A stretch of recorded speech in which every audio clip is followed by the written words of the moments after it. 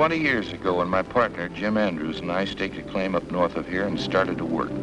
We had a nice vein of ore that paid off for months.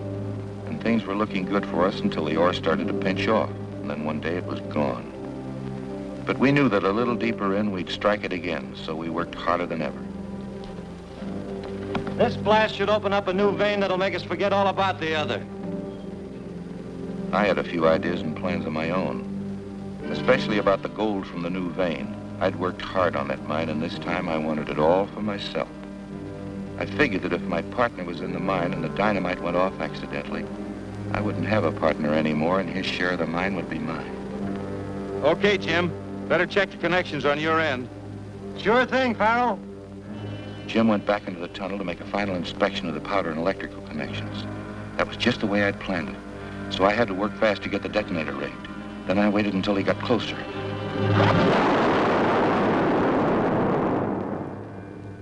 Eagerly, I searched for the gold we both knew was there, the gold that would make me rich. But we'd guessed wrong, and all I could see was hard rock. Gold is where you find it. But the vein we were searching for wasn't there. I suddenly realized the mine was worthless. It was hard to believe, but my dreams of riches had vanished, and I had murdered my partner. All for nothing.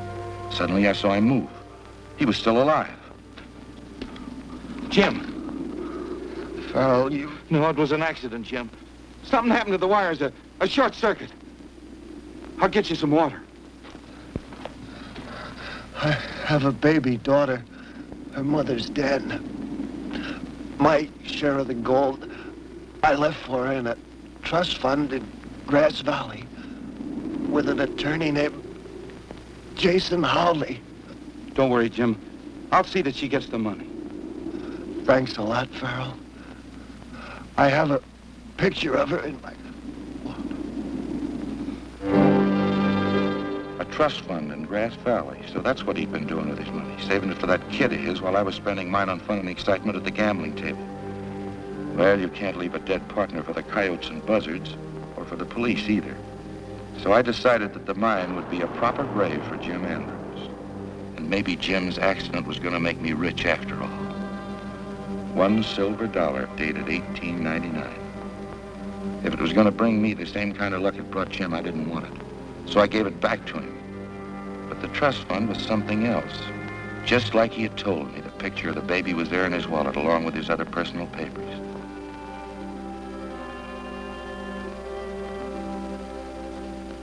You know, it's hard to believe that was 16 years ago. She's now of age and coming out here to get her money. Here, read this. So she's on her way out here to get the $50,000 that isn't here. We're in plenty of trouble. I wish now I hadn't taken your advice on those bad mining ventures. If that girl finds out our money's gone, we'll both go to jail. You're an attorney. You should be able to figure something out. But in case you can't, I have a solution. Now, listen, Farrell. You murdered that girl's father, but you'll keep your hands off her. I may have been part of a few crimes in my life, but murder's not one of them. Who said anything about murder? You remember that ghost train scheme I spoke to you about? Another wild idea of yours. Wild idea or not, Rogers and the pioneers are starting to ship those blooded cattle they've been raising for the past 5 years. If we can get our hands on a few of them, it'll take care of the girl and us, too. I've already listened to you once too often. Maybe. But if we don't get our hands on some money, somebody's going to jail. Yeah. Rogers starts shipping those cattle tomorrow.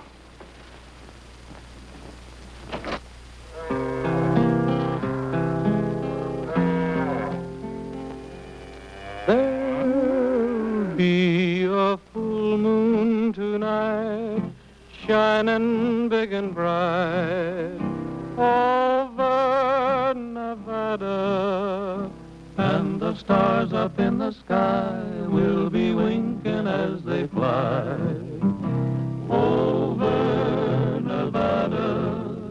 And when the man in the moon sings a prairie tune over Nevada, all the range will go to rest for the Sandman of the West over Nevada.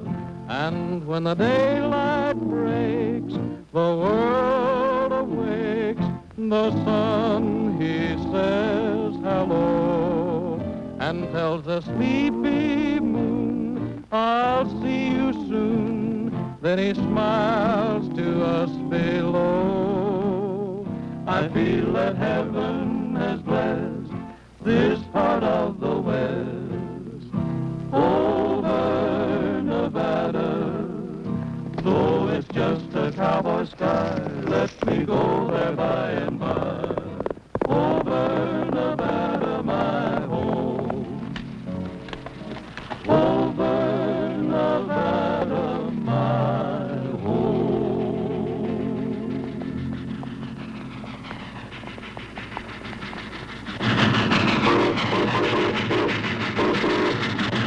Hey, fellas, can't you hear that? Casey wants to talk to us.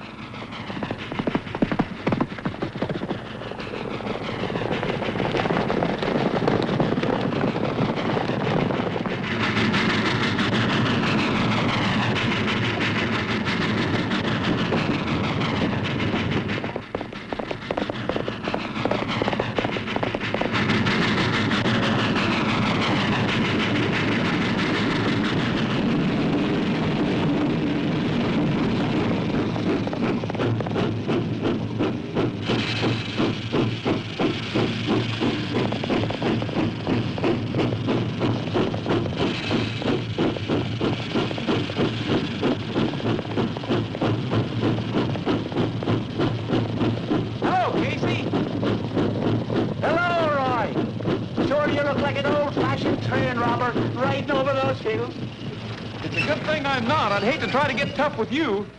You're right there, Roy.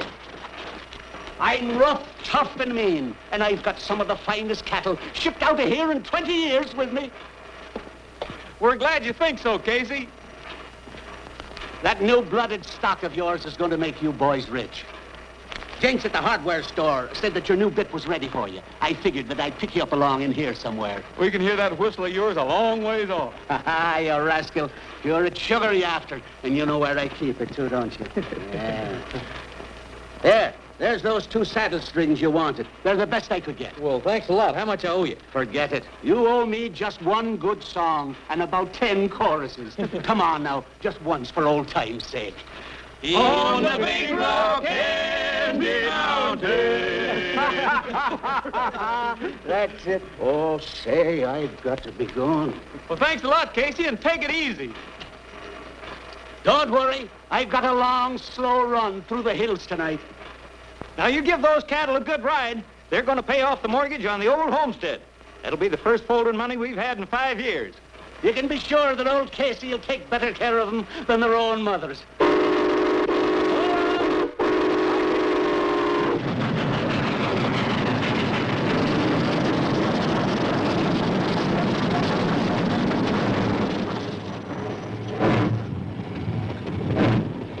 Well, there they go.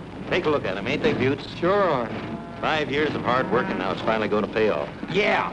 Now maybe we can take a vacation. Not until you finish that fence. We've got some yearlings coming in here to pasture. Sometimes I think you shouldn't have left the state police. You're still a cop at heart.